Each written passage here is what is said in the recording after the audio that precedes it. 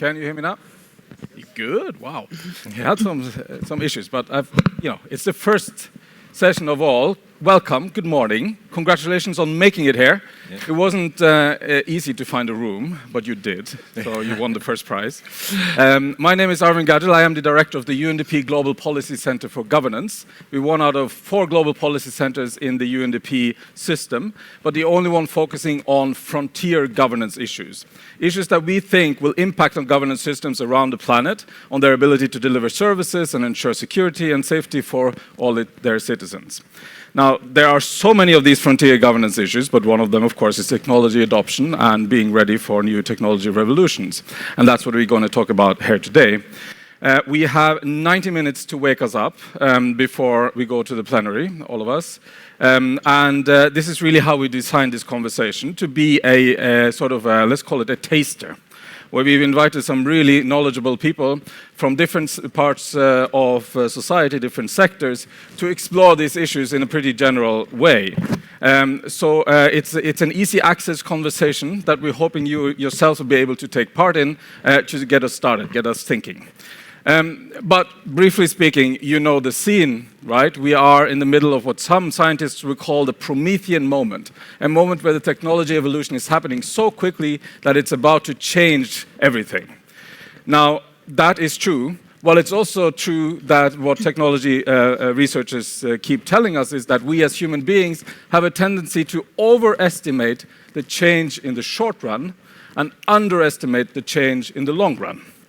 And I also do think that we see that the consequences of this technology revolution is impacting not only on governments, but also on markets. We see some of the biggest companies in the world now emerging.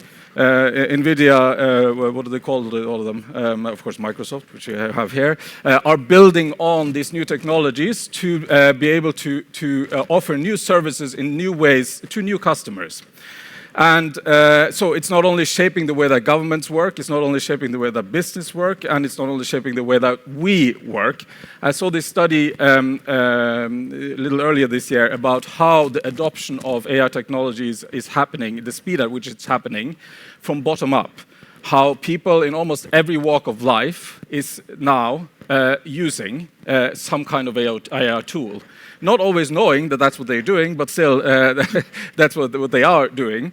And we can see that in almost every sector, the incidence of this is more than 50% in this part of the world. It's a little less where the internet accessibility is less, but it is already a defining feature of the way that we do work, the way that we work as individuals, the way that we cooperate, and the way that we are creative, the way that we are productive. And it's this this almost all-encompassing effects of this technology that I think we are slowly starting to realize. Just one more context issue here, which I think is sort of important to take with us. Of course, it's going to be a theme throughout this week here in Vilnius, which is we are in the middle of both an integrity crisis, but also a financing crisis globally. We know that more than 50 countries are on the precipice of fiscal breakdown through the pressures that are created by their loans and debt. We also know that we need about $5 to $8 trillion, depending on how you calculate this, to reach the Sustainable Development Goals. We know that there are some enormous efforts at the moment trying to reconfigure the international financial system to be able to meet those expectations. And some of that work is happening in the United Nations system.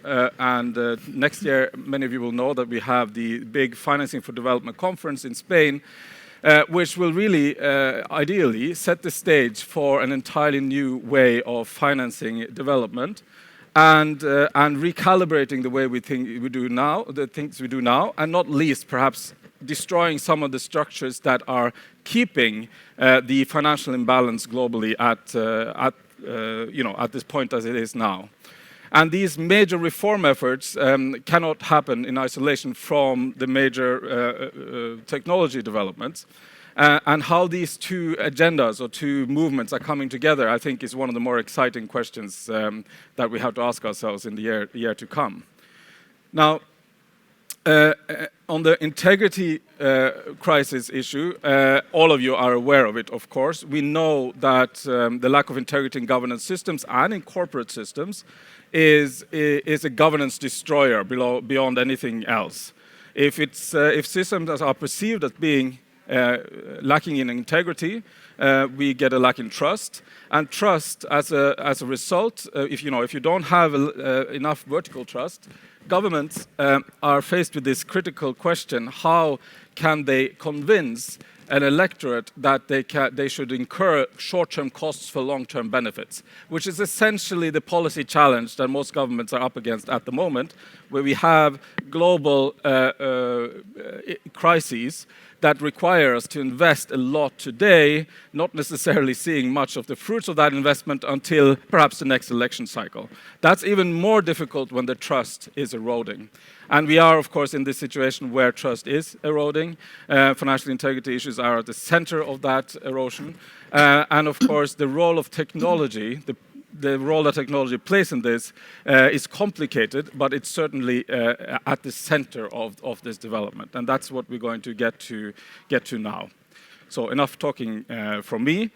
But we will do now, I'll introduce the panel in a minute, but we'll do a couple of rounds of questions with the panel, and then we'll turn to the audience for you to put some questions to the panel.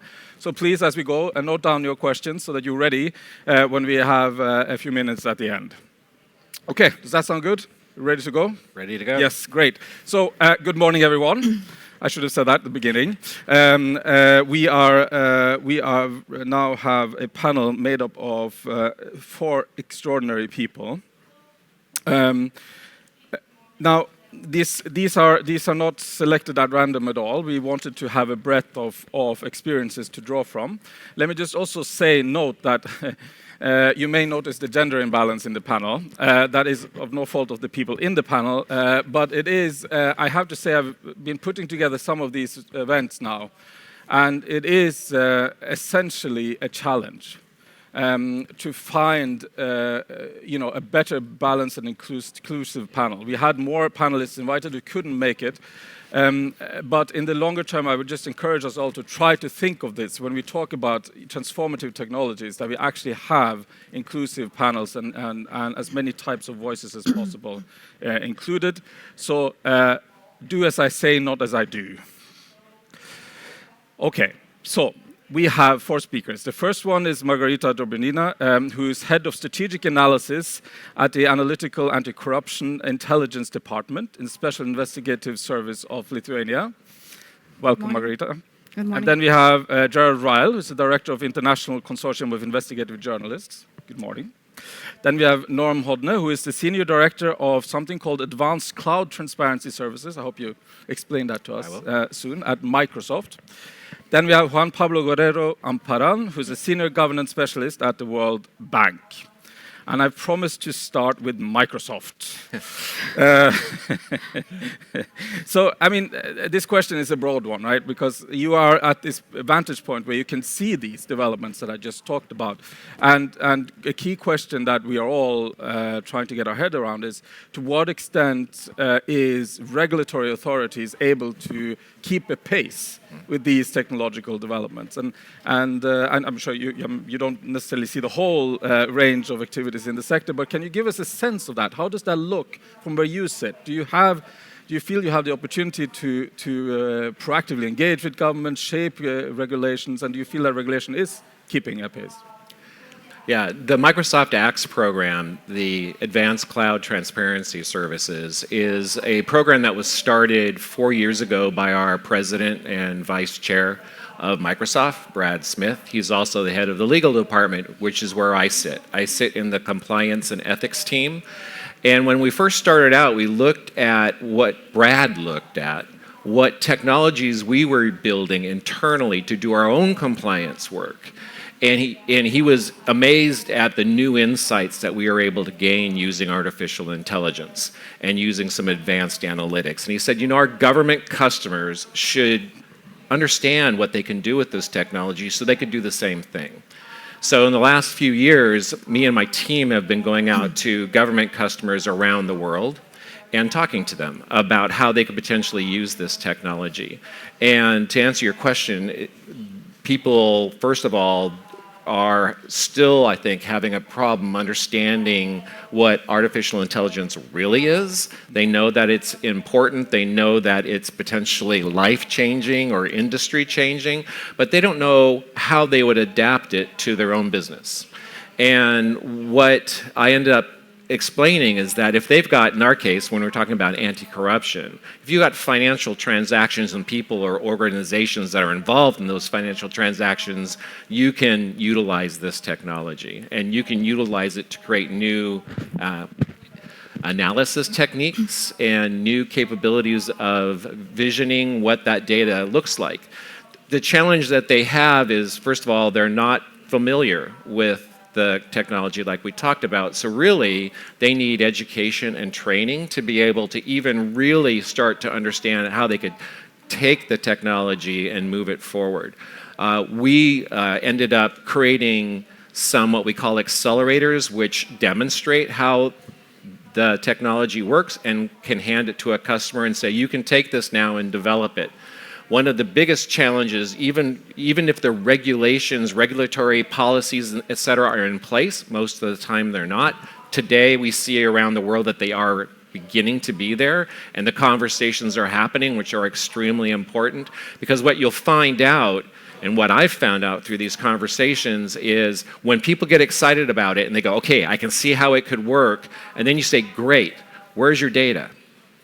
Because you need data to power the AI. And we find out that the data is in pillars, in silos throughout the government agencies. And really, you need to get multiple agencies to work in one government. We spent the initial part of the engagement working with 5 different agencies and getting the agencies to agree on a process to be able to share that data. And what you'll understand, what comes up in that type of conversation is, what about security? What about data handling? What about privacy? Is this data still our data? You know, are you going to use the data, but we don't lose control of the data when you use it? And then making sure that all the laws, regulations, and policies are in place to enable all of those discussions to happen. That can be very lengthy, as you know, and for some organizations that we've worked with them for 3 years plus, and now they're just at the point where they've gotten their internal organization aligned, they feel like they understand where the data is and how they can use it, and they're ready to move forward. So this isn't, even though technology is moving forward, organizations aren't moving forward as quickly as probably they should. And the other challenge is once those policies and everything are in place, you still need to have the budget in place. And oftentimes organizations that are historically people-led, people-driven, like an investigation or an audit, they're not used to having to spend a lot of money on something like an artificial intelligence system. And so then that delays in getting it set in motion so you can get budgets assigned. So you would think that this is easy. You would think that, hey, the technology's there and we need to grab it and use it, but you're probably all seeing and or facing some of these things yourself, depending upon what type of organization you're in. Actually, let's try that. How many of you have used AI at work, some sort of AI tool? Can you put up your hand? That's more than half here. And how many of you have used it also in private, for private purposes? That's more, almost all. So what you're saying is that organizations may not necessarily fully grasp what they're dealing with, right? And how quickly it is moving. That's right. But to what extent can industry help that process? Yeah. To what extent can you allow, especially regulatory authorities, understand this? Right. So Microsoft in the last 8 years has been working on our own internal artificial intelligence responsible AI policies and guidelines and procedures. And we have been maturing those over those 8 years and sharing them with governments around the world. And when other governments come up, with their own set of policies, et cetera, guidance, then we work to adopt those. Same thing that we did with privacy standards. We just decided to adopt them, in fact, take the European standard and just apply it to everybody for the most part.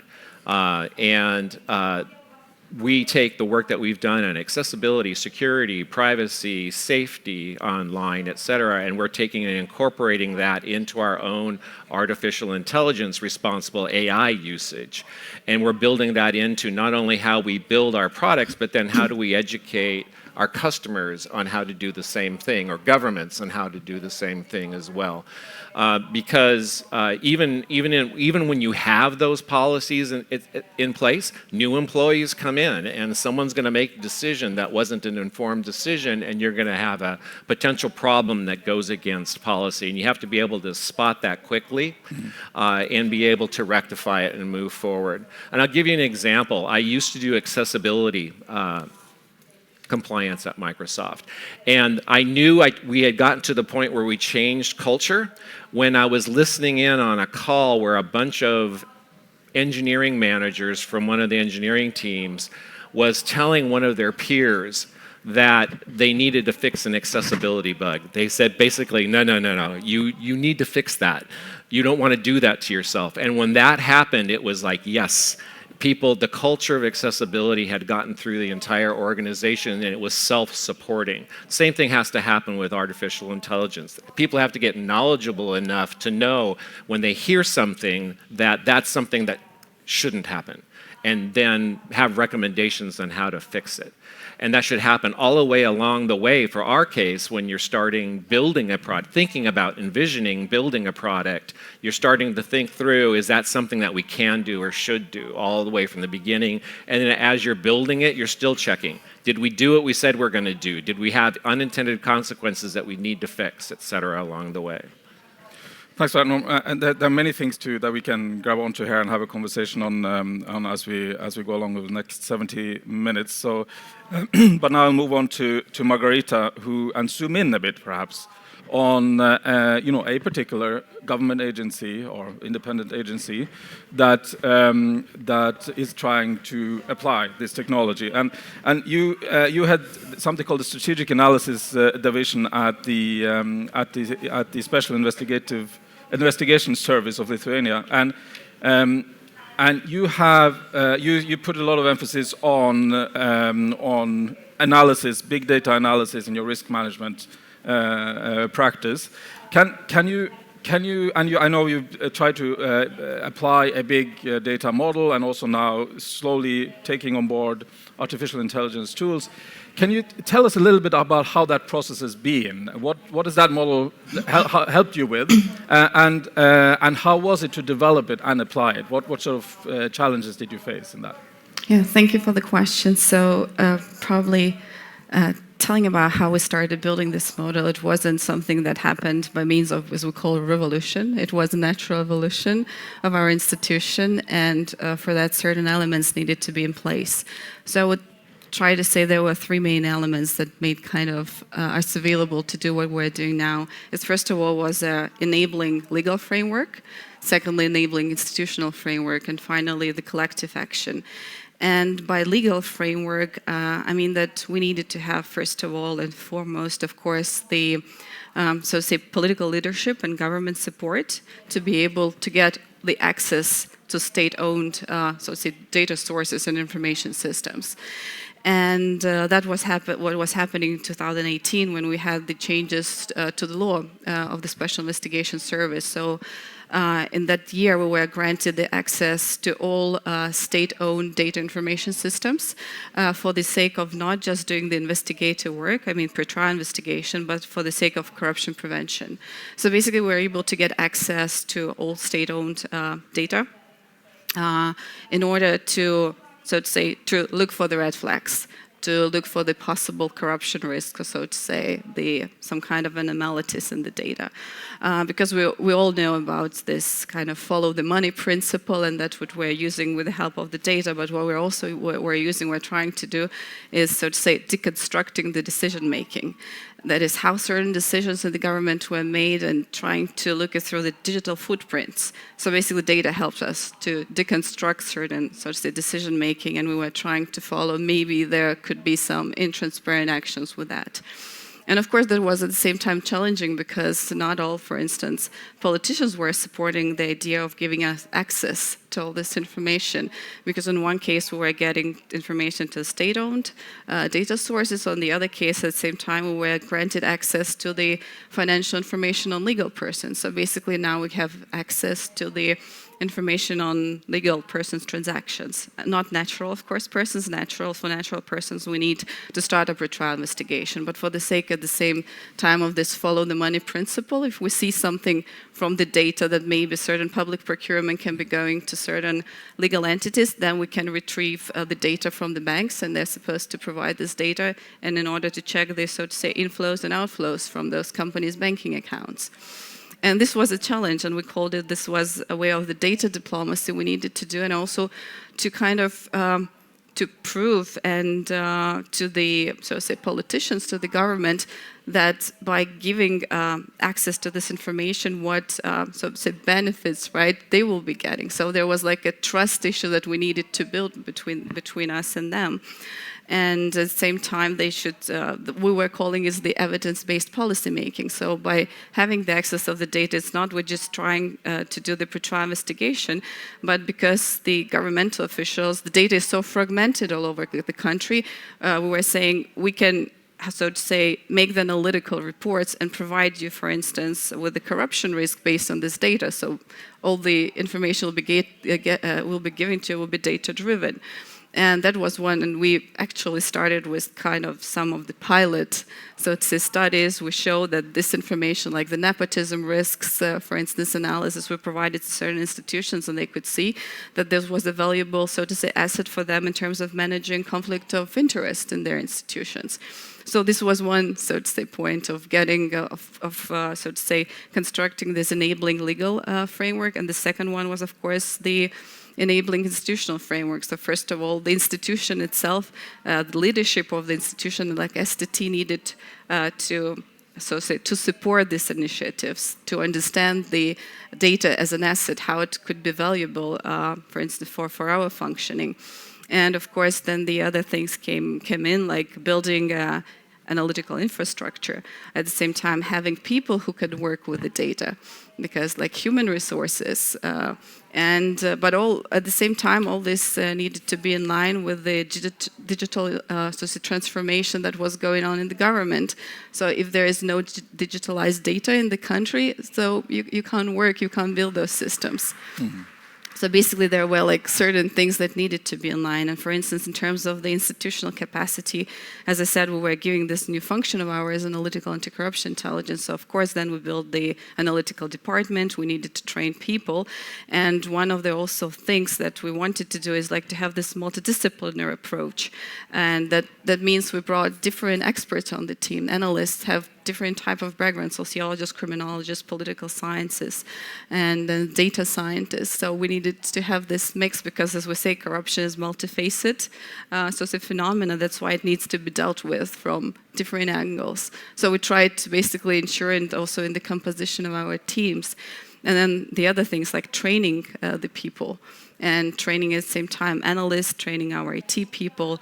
And of course, the other thing was mentioned also, we needed to do the, as we call our homework, that is to do the data audit. What are the information resources that are out there in the country? And we have around 400 information systems and data registers in the country. But of course, for our activities, we don't need access to all of them, but we needed to outline, to make the register, and then to see what information we might need for our work.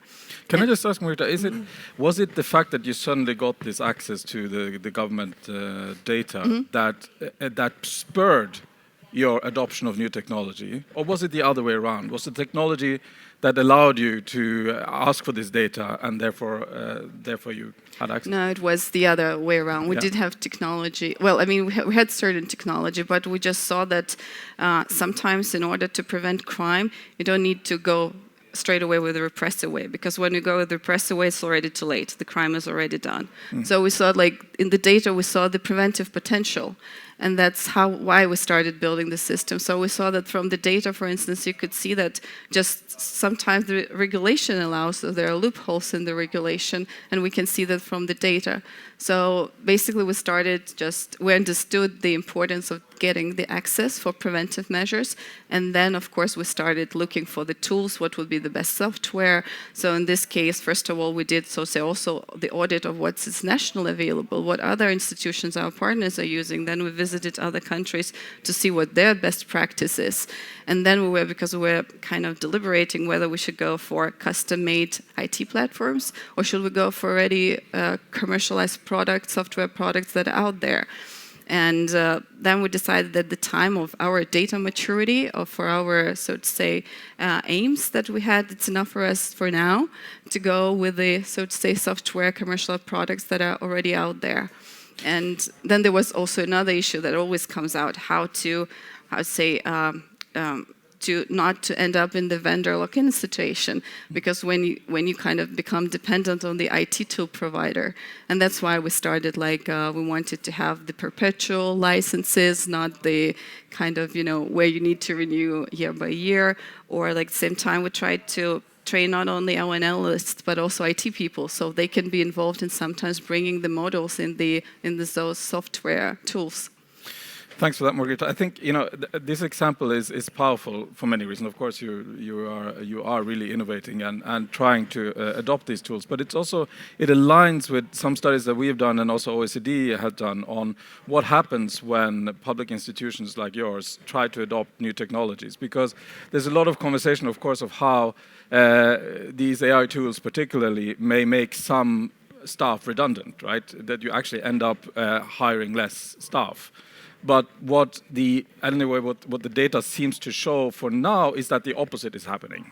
The adoption of new technology creates new type of activity, and you need new capacities, new type of skills, and as a result, there's actually the technology does not lead directly to a reduction in staff, but an increase in skilled staff.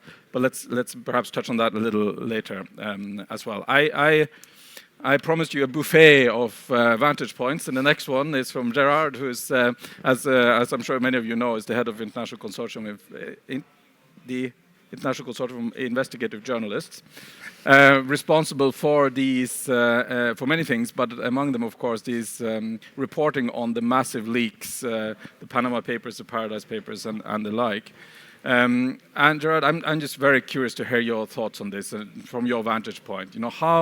How do these tools change the way you work, so to say, or do they at all? And if so, how?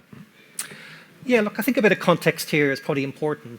Technology, journalism is very excited about the opportunity here, but we're also very fearful because over the last 2 decades, technology has really destroyed our industry. The business models that used to support journalism have now been basically taken away by the big technology companies, advertising business models I'm talking about.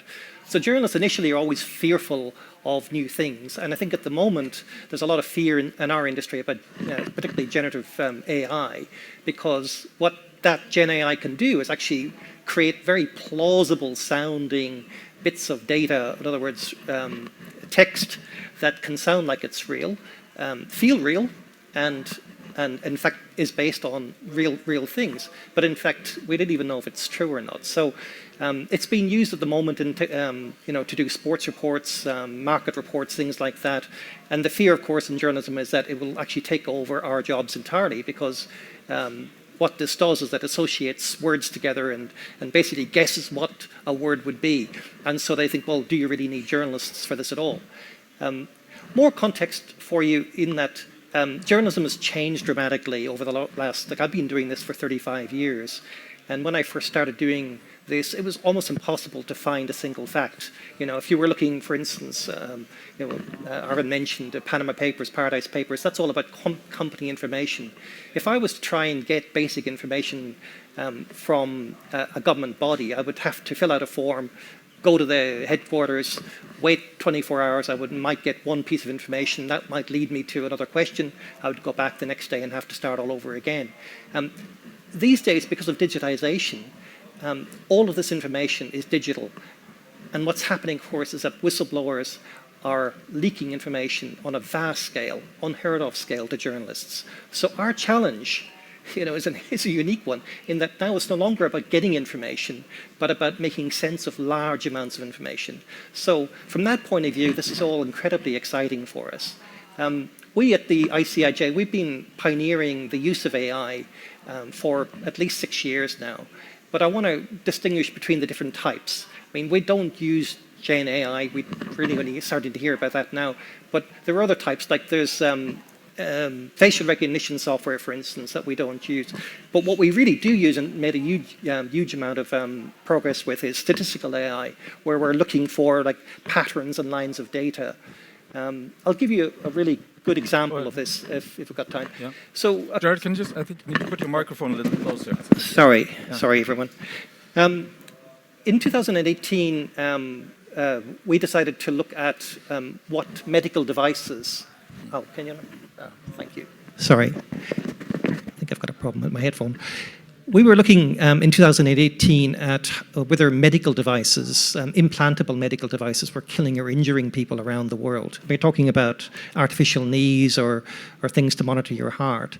And it came about because of a story in Holland. A reporter in Holland had decided to test the mechanism to test these products. And what she had done is she'd gone to a supermarket and bought a bag of mandarin oranges. And she threw away the oranges and tried to register the mandarin bag as a medical device, as a device to show how weak the system was.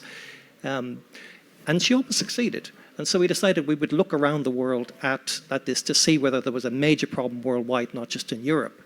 And so we managed to get reporters from all over the world to put in freedom of information requests. In fact, about 1,500 in the end in multiple countries. And they came back with very little information because governments weren't keeping this type of information.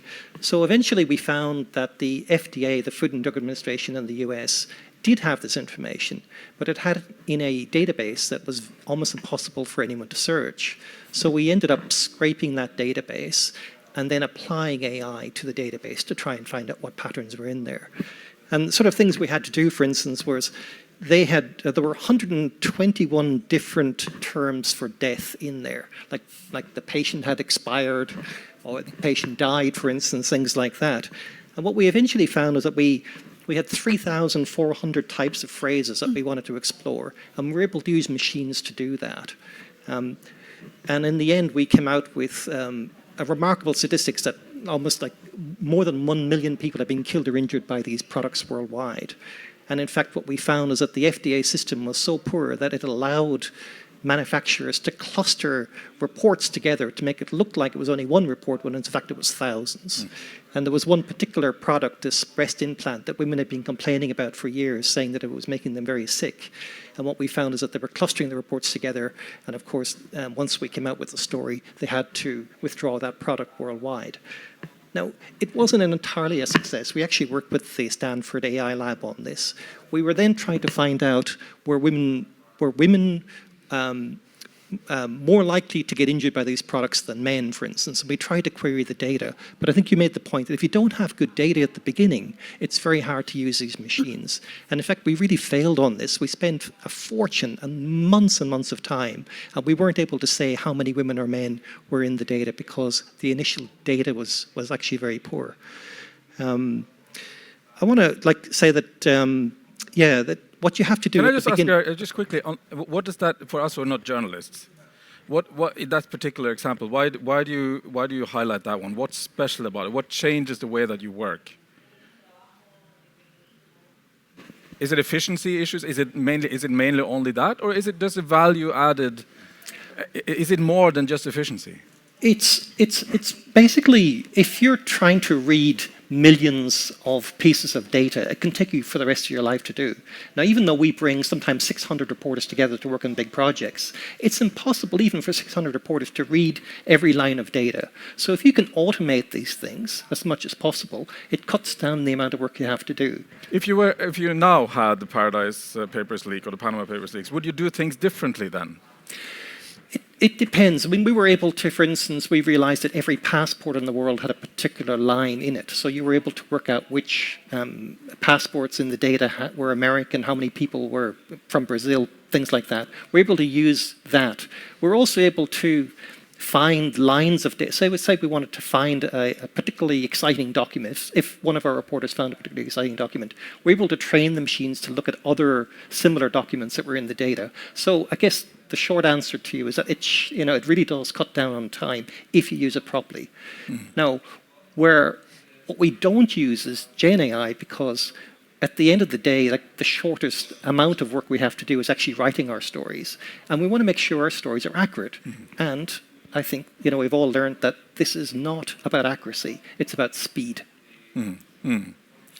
Fascinating. I think there's a lot here, right?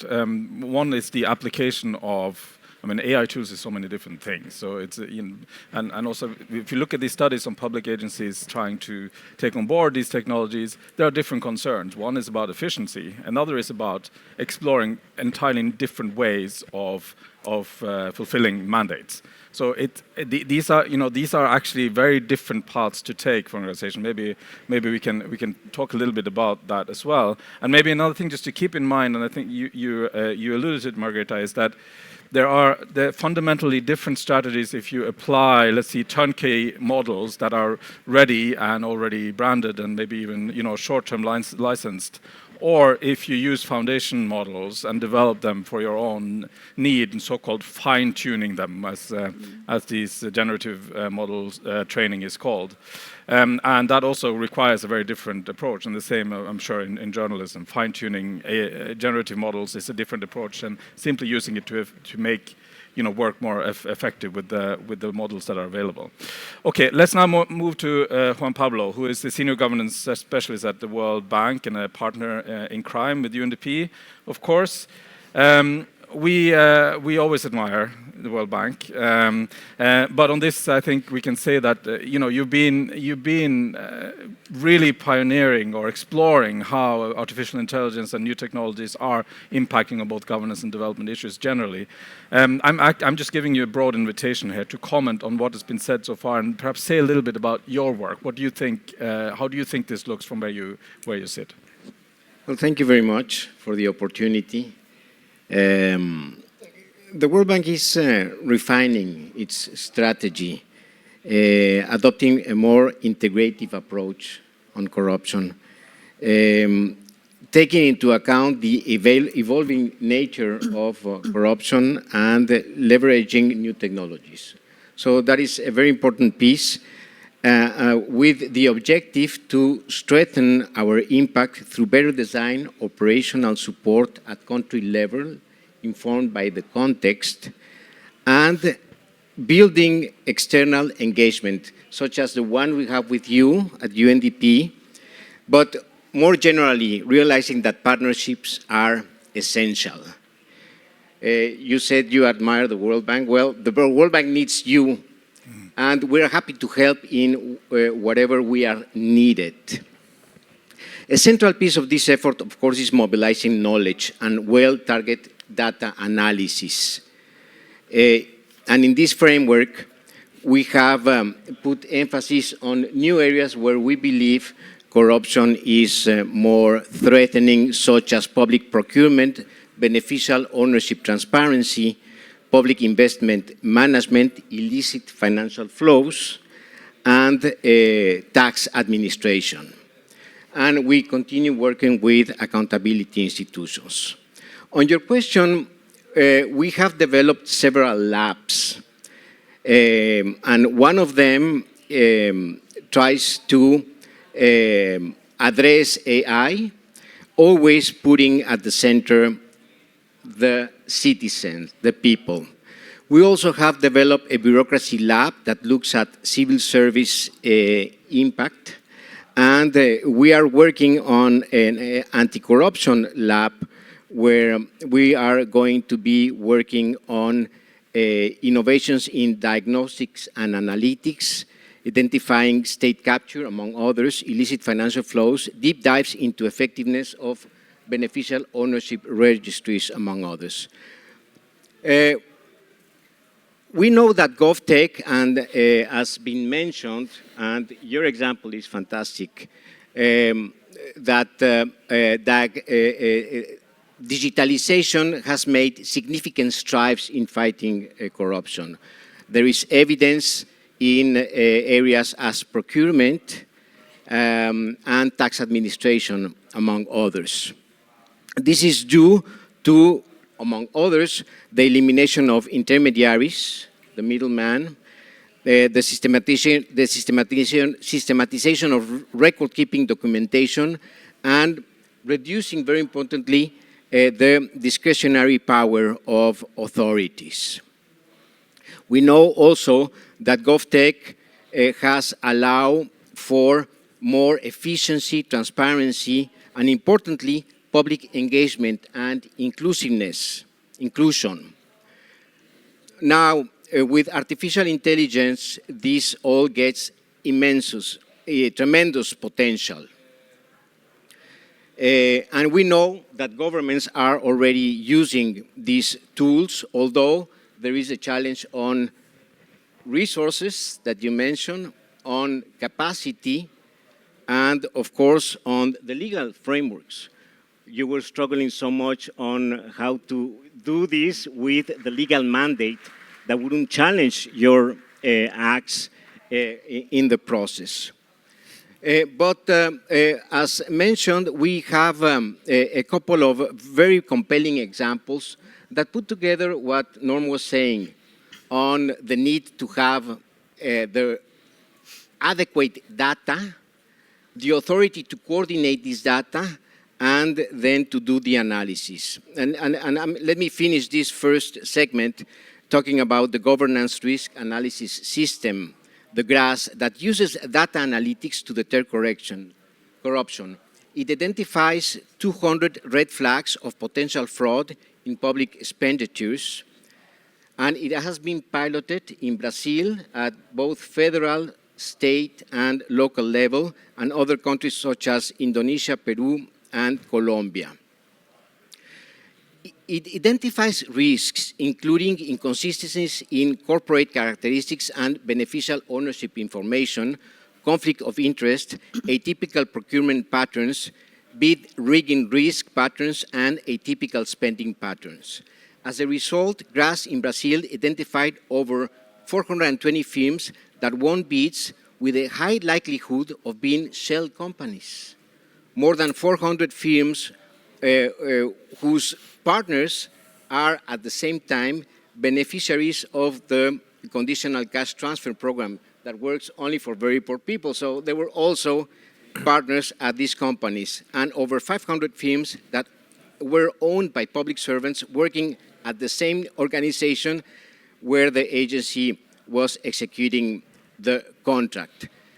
For this to be able, again, you need to clean the data, to have the data, to coordinate among different data sets, and to have the technological capacity. And very important for all of you experts on anti-corruption, these efforts help governments to have more data, and this is a question I would like to raise with Margarita.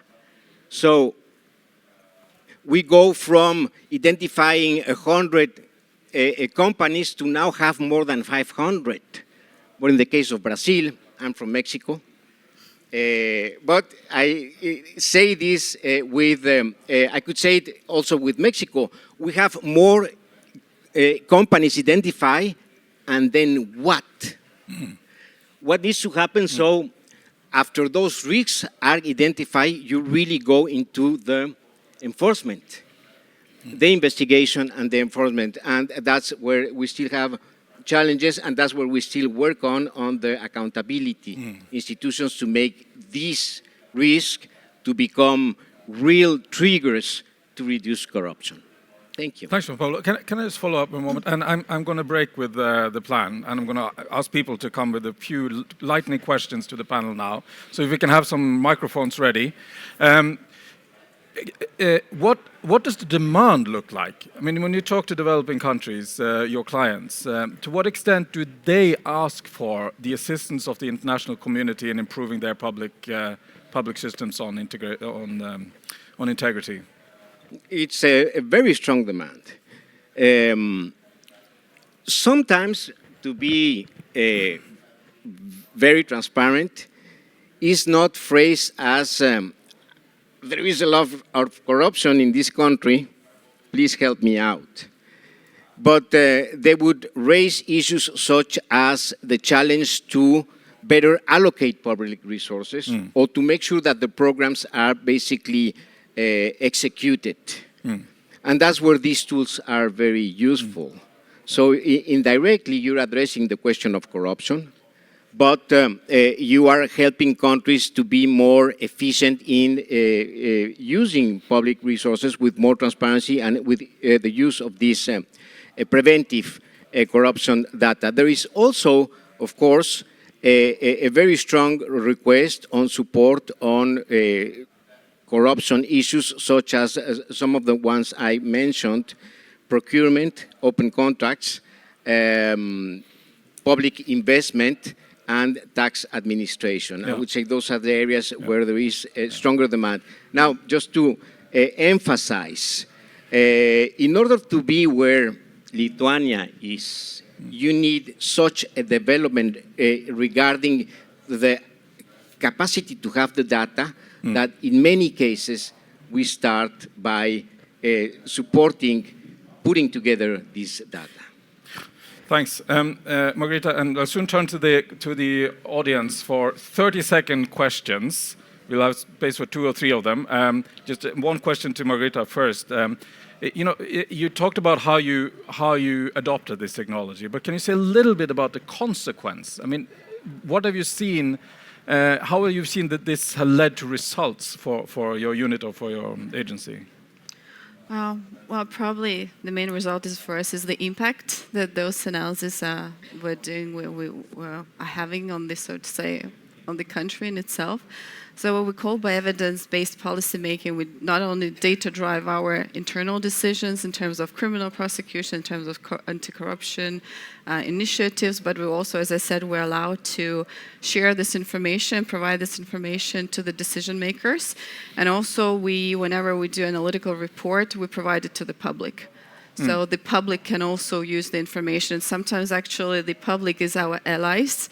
For instance, sometimes you send information, especially in the beginning, and kind of the government is reluctant to act upon, but we make it public because this is public data, public kind of access, and then the journalists are also quite helpful in this area, and they basically require more accountability from the government, for instance, based on those analytical reports. And here we're talking about, as I said, data-driven, evidence-based research. So it's becomes more difficult to speculate because when we talk about facts and numbers with politicians, especially. And so, for instance, one of the examples that we quite often present is this analysis we did with the public procurement and sponsorship in hospitals, and then we tried to look in other areas as well. So basically, when we were able to see from the data that a very small amount of legal entities were getting the public contracts in certain, for instance, hospitals or in municipalities, and then we took another layer and we were able to see of sponsorship. And we were able to see that those entities who were sponsoring institutions were more successful in getting contracts. So basically for us, isn't sponsorship a way of a kickback, just basically to secure a contract? And we provided this, we went public, first of all, we made a press release, press conference, we went to the government, we went to parliament, to different committees and commissions. And then the end result was that at the time the Prime Minister basically organized a working group to start making amendments on the law in public procurement and on sponsorship and funding. So this was one of the examples how by so to say integrating and accumulating and then mobilizing, as we say, the data analytical reports, we were able to do some changes, so to say, in the legal environment in the country, and then of course the institutional, because before it was, for instance, the same hospitals, the way they were, so to say, accounting for their sponsorship, there you could see only one line. This year, for instance, we received 2 million of sponsorship and from 5 companies, and that was it. Now they need to provide for every bit of sponsorship the information, make it public. So, for instance, In which value? Was it like the financial value? Was it like medical support? And this was like in a secondary consequence of you Yes. using the data, which is Yeah, it's exactly. fascinating how that can impact on legislative process as well in the longer term. Let's just check if we are in tune with the audience. So let's do a few quick questions, and I mean, really quick, 30 seconds. Introduce yourself and speak. And if you want to address it to any particular member of the panel, please do so. Please go ahead. Thank you very much for your very valuable input. I'm Liesel Groenewald, the CEO of the Ethics Institute based in South Africa. One question, when the responsible AI usage policy was developed, what are the ethical principles that informs this policy? Thank you. The ethical, can you describe a little bit more of what you think? All right, so ethical principles in terms of integrity of the systems that you're using, etc. Okay, so One second. No, we'll do sure. we'll do two more. There's a woman there at by the aisle. Take a mental note. Yeah, Got it. please go ahead. Good morning, everyone. It's Majidi from Tehran Chamber of Commerce. I have a question. You've talked about the impact of technology on anti-corruption and integrity, actually fostering integrity. I may not get this part, but is there any precise data or investigation on how much tech and impact on integrity and anti-corruption? So you are asking for empirical evidence on the impact The percent of the impact. Is there an investigation or something that I don't know we've done in the global scope, that we know that, for example, the technology or AI impact 30% of improving integrity or something like that? I'm Okay. not sure. I think we can try to answer that. Yes, then we have one here, a white shirt at the front, one at the front, and then we can have a quick one at the back. This was so quick, so yeah. Hi, I'm Lucius van der Laan with Transparency International Netherlands. We're working together with various other NGOs to see not just how we can use AI to fight corruption, but also how we can monitor the developments and push for transparency in the application, bias built in. So I want to ask you, who are much bigger experts than we are, what questions should we be asking of our governments and of our companies to make sure that we are also holding them accountable for the way that they use AI? Thank you. What questions, right? Yeah. And there's a woman in with brown shirt there back, and then we'll turn back to the panel. Thanks. This is Elsa from Transparency International Secretariat. Thanks for your interventions. And there has been emphasis on the use of data to generate insights and trends to generate evidence-based policy. However, I want to question the integrity of the technology and the data in itself. So AI models inherit many biases from their training data. So how can we ensure that AI tools that are promoting integrity are in themselves fair and unbiased? Okay. You want to start with the responsible AI? Yeah, and if you feel compelled to answer any of the other ones, please go ahead. Norm. Okay. So responsible AI, at least at Microsoft, we, of course, start with the rule of law. Whatever law says, whatever regulations are, we follow that. Executive directives from the President of the United States, we follow that, and we try to exceed that oftentimes. Our own executives within the company will set higher standards for us. And ultimately, we don't want to do any harm. So we look at the type of system that we're developing, and does it exclude someone? Does it cause potential harm to someone? And those are some of the major things that we look at when you think about developing a system.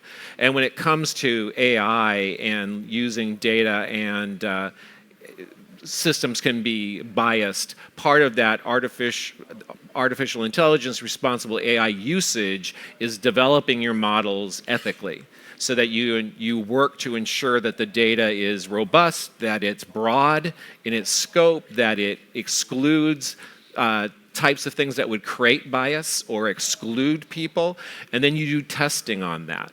And now artificial intelligence is using red teams, and red teams are basically adversarial in nature, and they will question the team that's developing an AI system and try to find out ways they can break it. Hey, if we did this and we did this other thing, could we actually get a result from the system that you're not expecting?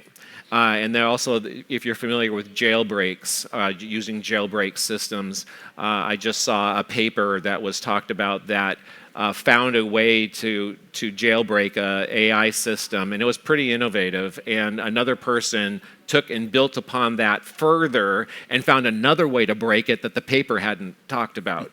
And so part of the problem is that we're maturing. Just like with security, computing security, it doesn't stop.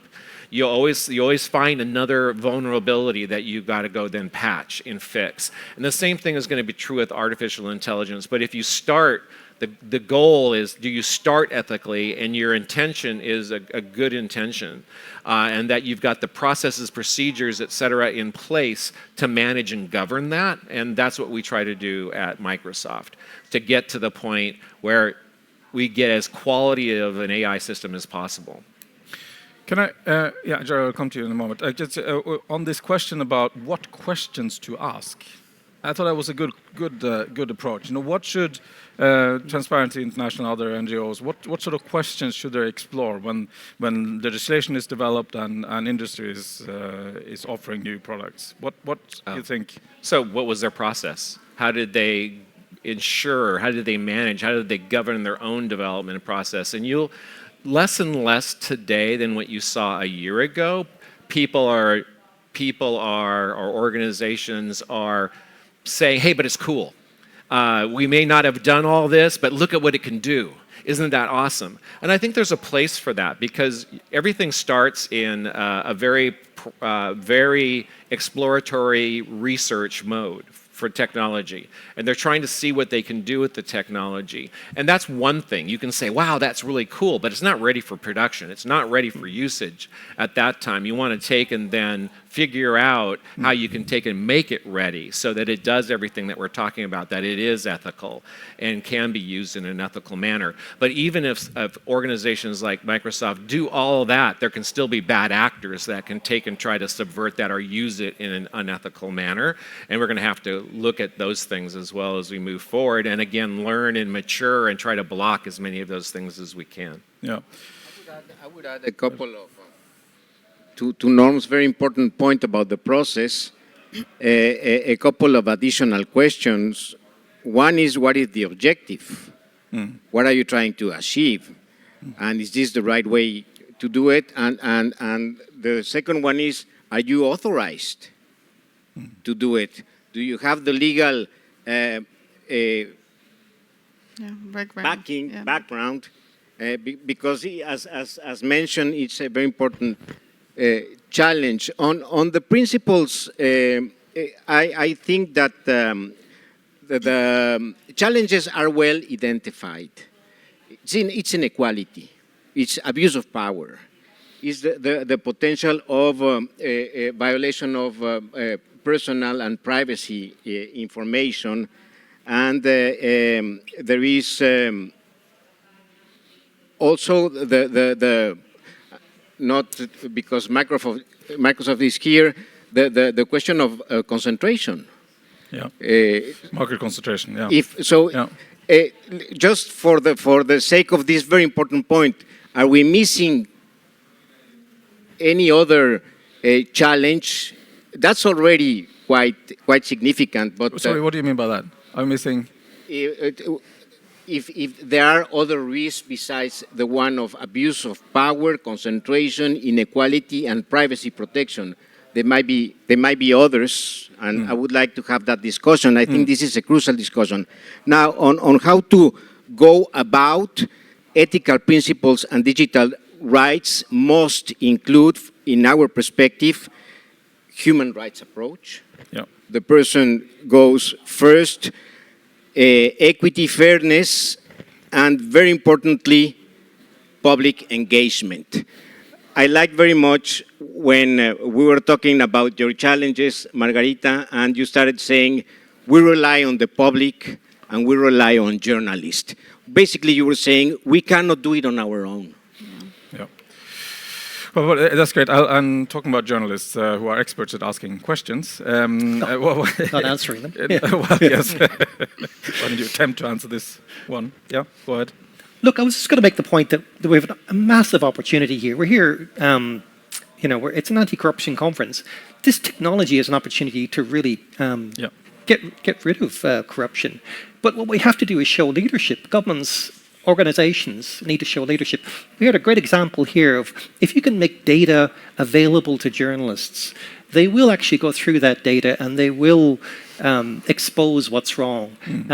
But what we really need here is a standardized we need talks on standardization of the data itself, because if the data is corrupted at the beginning, if it's not clear at the beginning, the technology is of no use to us. So what we should be doing here is getting together. Now, we at ICIJ, we actually get together with reporters all over the world under the leadership of the Reporters Without Borders in France to try and work out what we can do with AI, because we actually are part of what's called an AI charter. And what we're trying to do is work out how to use AI in an ethical way. But it is showing leadership, and I think RSF does show leadership here, and I think governments need to show more leadership, because this technology is brilliant, potentially brilliant, but it's of no use if the data itself is corrupted. So let's get together, standardize everything. Public procurement. Why is every public procurement data set in the world different to the other data sets you see? Why can't we just standardize everything so we can work out who is getting these contracts, and then where these contracts are going to, and what offshore companies own the companies that are getting the contracts themselves? Take leadership here. This is an opportunity for us over the next few days. Great. Let me just add on to that. I'm just trying to this issue about corrupted data, because it's, to my mind, it's not only the corrupted data. I love this example. What would happen if we had generative AI in the 16th century? And Galileo Galilei came up with the non-heliocentric model of the universe. What would the generative AI say about that theory? Well, it would definitely and unequivocally claim that it's wrong, that clearly the Earth is at the center of the universe. There's no argument against it. There's no empirical evidence against it, because the mass of the evidence is on the other side, right? So it's not only corrupted data, it is the training data that is an issue. And I would think on this particular aspect of financial integrity, which often has to do with financial data, which there's so much of, and if we are to build on previous practices, and if the data analysis is to build on what's happened in history, it's not exactly the right basis upon which to generate analysis, because we are political vision might be different. Already we know it is different than it is today. We don't accept that it's 5% of gross domestic product of the world is corruption, right? While a generative AI may intuitively accept that because it's the standard status quo. I don't know enough about it, but so it's not only corrupted data, but it's also the data corpus that is being used to train these engines. But Norm, I'm sure you have comments on this too. So totally agree. When we were working with customers, we're finding that probably even when you have the system already developed, already tested, and you know that if you get the data in the system, it'll provide good results. That process of getting new data into the system and getting it usable is about 80% of the effort. At least that's what our experience was or is. And we found, talking about procurement, is working with Open Contracting Partnership as an example, and using their data model as the standard data model to use for procurement reporting. That solves so many issues and reduces the amount of time it takes to get to the point where you're creating useful procurement reporting. And so then, if you can envision this, you're not having to recreate those procurement reports for every single agency that needs procurement reports, because you're trying to adapt it to their unique data model that they have. If you can port it to a consistent data model, then everything starts to light up in reports that have already been developed. So you could see, like for World Bank or for we do work with World Bank, United Nations, Inter-American Development Bank, and wouldn't it be great if when you did a loan to a country, that loan had a requirement that the procurement that was done based upon that loan that procurement data was provided in a standard format. And so that World Bank and others could monitor, the journalists could monitor, and they wouldn't have to spend all their time creating reports, but you already had some standard reports that you could use. That is the case. Yeah. Just to this very specific point, that is the case. And on procurement, good news, Gerard. We have already, Gerard, right? Yes. We have already put together an open source that harmonizes the procurement information of over 40 countries. And over 100 countries, if we take into account the contracts that were executed with World Bank-related loans or other type of relationship. So, and I just wanted to tackle two very important issues. One of the corrupted data that I believe is crucial, because it becomes, this idea of corrupted data becomes a pretext for governments not to disclose, because they say, we have this data, but we're not sure it's absolutely accurate. So until we find out if it is completely proof qualified, we won't disclose it. And we completely oppose that stance. If that is the data that allows you to take decisions, that data should be made public. And I believe that even when some data would need cleaning and verification, if it's used by government, it could be used by the public and therefore by analysts. And I want to tackle the question on the evidence that we have of the impact of digitalization. There is evidence, and I'll be happy to pass you the links of the studies on procurement. E-procurement has made, and we have here Gavin of open contracting. The impact of open contracting in less corruption, he can give you the numbers, is amazing, and it's well documented.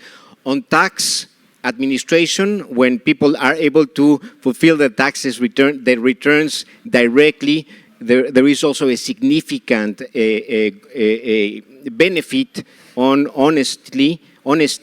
And there is also evidence on the role of supreme audit institutions in following the money. So many pieces.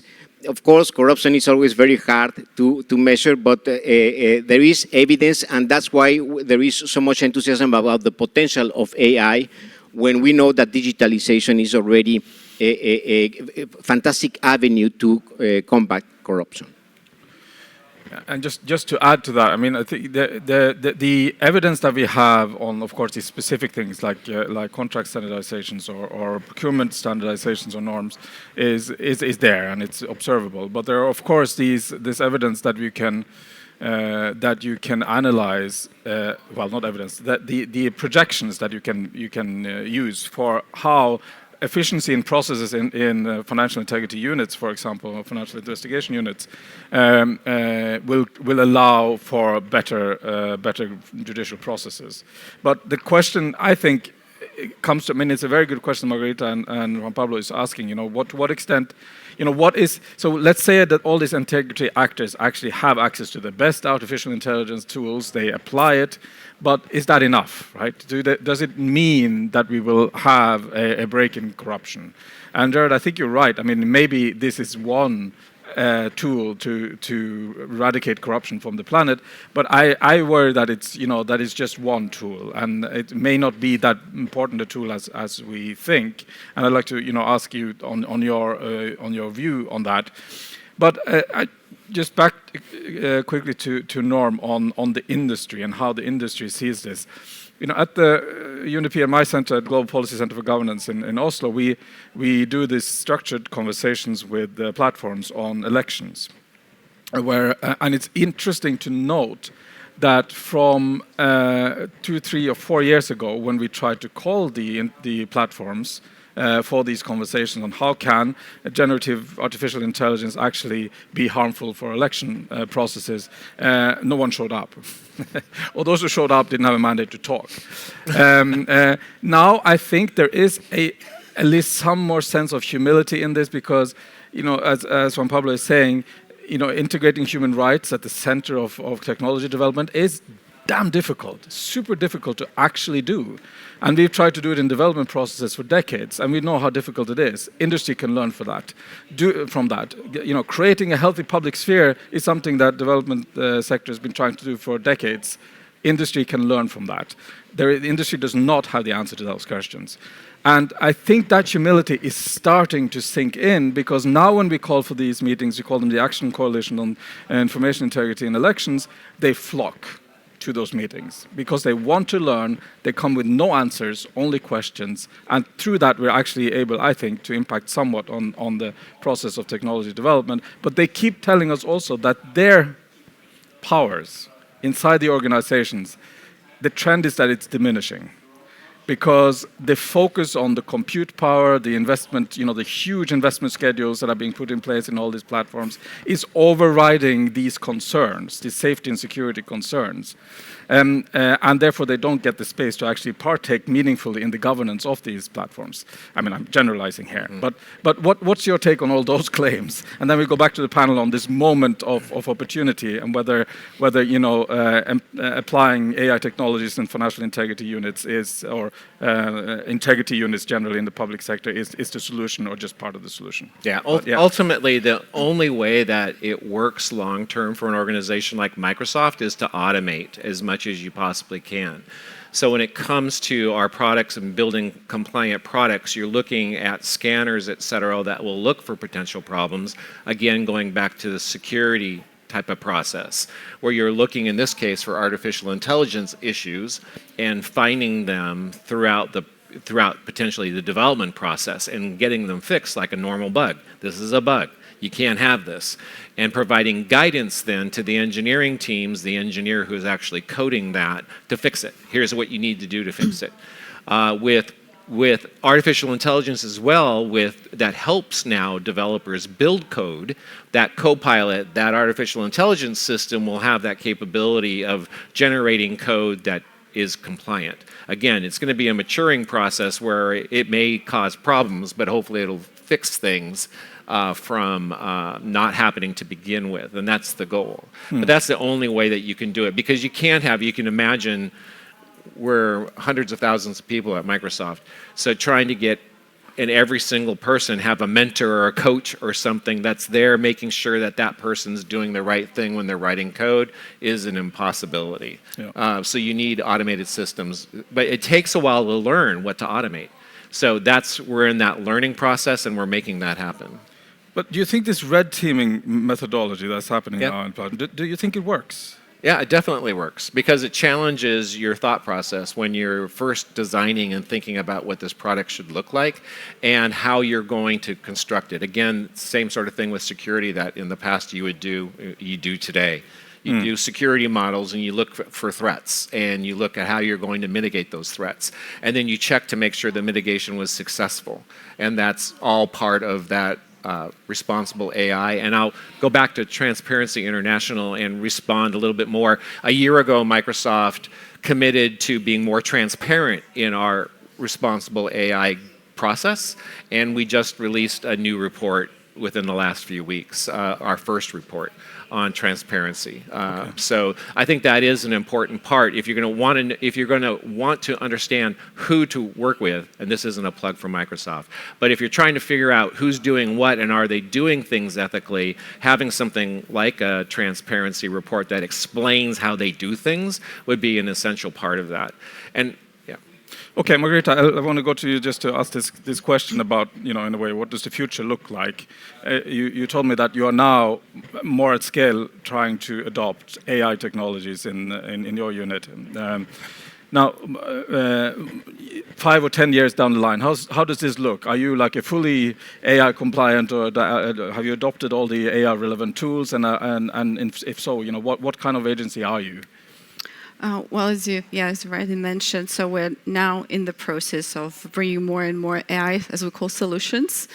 And as was rightly put out, and we also think that AI solutions is not a panacea, it's not going to solve our problems, it's not going to replace all our processes that we're doing in law enforcement. So it's one of the methods, we call it one of the methods, because in especially anti-corruption area, we use this triangulation methodology, triangulation methods, because of the nature of the corruption itself. So try to tackle it from as many angles as possible, try to introduce as many methods, methodologies as possible to get to those facts, so to say. So, and I think what we're thinking about is not to get too comfortable with technology, because we see technology as something that will help us to augment our decision making, but not to replace it. And I think it's very important, especially in the area of law enforcement, where we're dealing with such certain concept as justice, as trust. So this is kind of very, very important issues to take into account. And what was mentioned, of course, what we see that the AI solutions will, we hope, they will help us to make better predictions, better detection, increase our efficiency. So for instance, even in the case when we started applying those big data analytics models, we already saw that we are able to produce every year 30% more of analytical reports to the decision makers. So we're becoming more and more efficient, and then we do the monitoring of those kind of reports, and we see that they're having impact, because when the decision makers are getting those evidence-based, so to say, reports. So to say, this is one thing that we see, and currently we're actually having this project, which is the TCI Technical Support Instrument, and together in collaboration with OECD, we will try to construct this pilot AI tool that will help us to see certain discrepancies in the use of public funds and EU funds. And I know that there are different countries that already had those kind of projects, and they're doing quite well. I think, if I'm not mistaken, in Chile there was an example where there was the Supreme Audit Institution was using this kind of so to say, models, especially when you have 20,000 projects or more per year, and which one to do audit in, which is the risky ones. So they basically help them to select the red flag ones, and it helped them to save, if I'm not mistaken, around 100 millions, because the prediction that these projects need to be checked upon was quite successful. But of course, it was rightly put out, we need to be very also deliberate in using AI models. And for that, of course, one of the things we need to have robust validation techniques. So first of all, we need to ensure that so to say, there are regular audits of AI models. So we need to do this exercise. The other thing is, of course, the using of diverse data sets. You need to train the AI models of diverse and representative data sets to avoid, so to say, possible biases. And of course, the other thing is this, as we call ethical collaboration with AI ethical researchers who can also help. So not to forget academia in this, either your government or your NGO. So as was said before, this collective action is important, and one institution or one sector can be successful if they're not integrating all other, so to say, institutions in this ecosystem. Fascinating. Can I say, the study by OECD that came out last month showed that financial integrity agencies generally are slower to pick up on AI adoption than supreme audit institutions, which is an interesting observation. Do you understand why that happens? Why is it that supreme audit institutions are perhaps quicker to do this than other integrity agencies? Well, it's hard to say. Maybe OECD did a deeper analysis, but I can only talk from the standpoint of law enforcement, because I think with the law enforcement we have even more, so to say, legal limitations how to use the data. We need to be more careful, so sometimes it's more difficult. But for instance, in the context of our country, I wouldn't say that's the case. I would say that on the contrary, for instance, STT has more access to the data than, for instance, other governmental institution in this case. So it probably depends on country, depends on the legal framework in different countries. So in terms of our country, it's vice versa, so to say. Yeah, interesting. Well, what I would say about why Supreme Audit institutions, not all of them, but the ones that have been able to advance here, it's also because they have developed research-oriented units, research and transparency. Some of them are developing a much more important relationship with external stakeholders as way to complement their functions. And the third explanation is that in many cases they do have budget availability. Not in many countries, but some Supreme Audit institutions have that. We're about to finish, and I'm going to be, in Espanol we say fusilado by my colleagues if I don't make reference to a very interesting project, but it's related to the future. It's not because I want to impose the agenda. It's very much related to what comes next about using synthetic data to... Just listen to that term, synthetic data. I think it's a fascinating term. To mirror administration, revenue administration, tax administration activities. So we know patterns of tax evasors and elusion. We know patterns of what works in terms of audits and verification. So without, they mimic the data. And then thanks to the kind collaboration of the Ministry of Finance of Georgia, they got a sample of actual behavior of tax payers in that country, anonymized. And all of this takes resources and takes time. And they were able to put together a simulator. If I had to explain this with one of my boys, I would have to say it's like a game. Gaming with real scenarios and a sample of real data, and the amount of new information that they were able to have in order on where to look for potential tax evasion was of close to 70% compared to the normal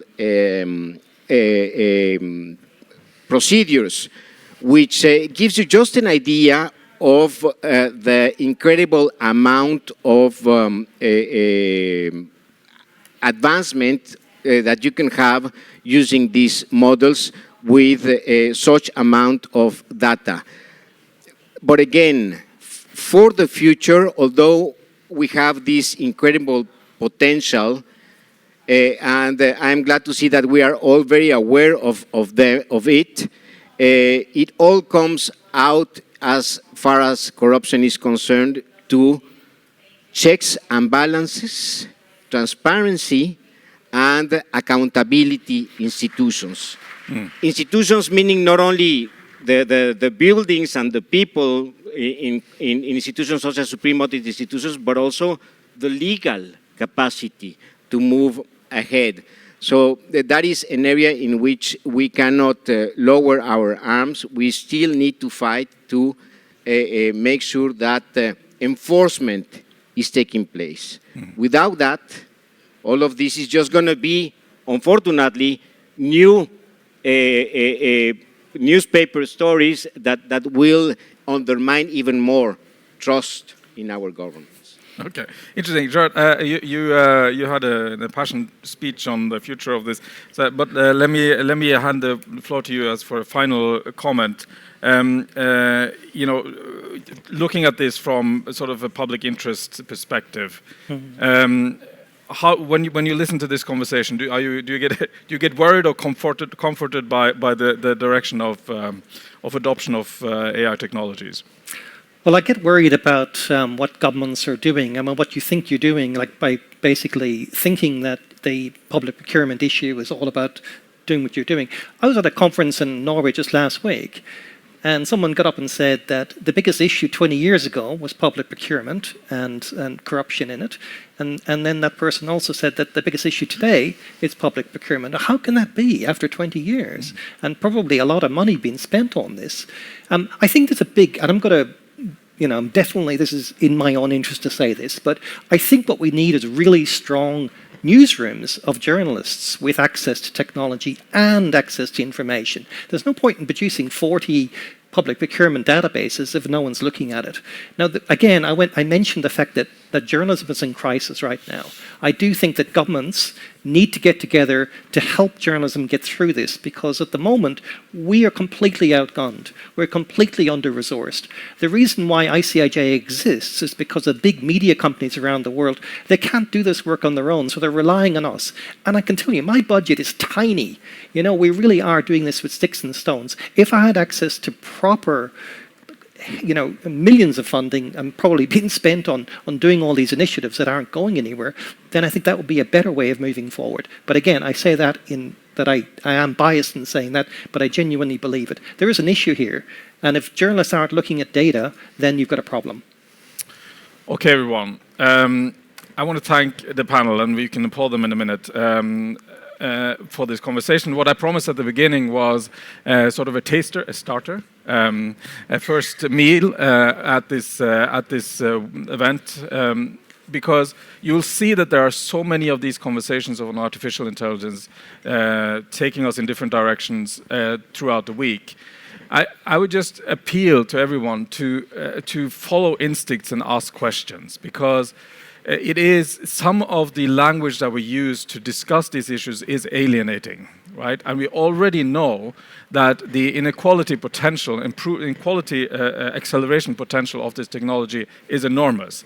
And let's at least try to combat that by making language and conversation on these issues accessible to everyone. So while we might sound cool and knowledgeable by using the right terms, it's much cool and knowledgeable to include people by using the terms that people understand. And let's be honest, even the AI researchers in these platforms that are developing these tools don't understand it themselves, right? Many of them even come out and say, we don't understand what these properties that are emerging from these models actually mean and why they emerge. So, please, there is no stupid questions on this, and everyone needs to engage on it. That's my passionate appeal for the future. Thank you, Margarita Dobrinina. Thank you, Gerald Ryle. Thank you, Norm Hodne, and thank you, Juan Pablo, for joining us this morning, and hope you enjoyed it, everyone. Thank you for being here with us. Thank you.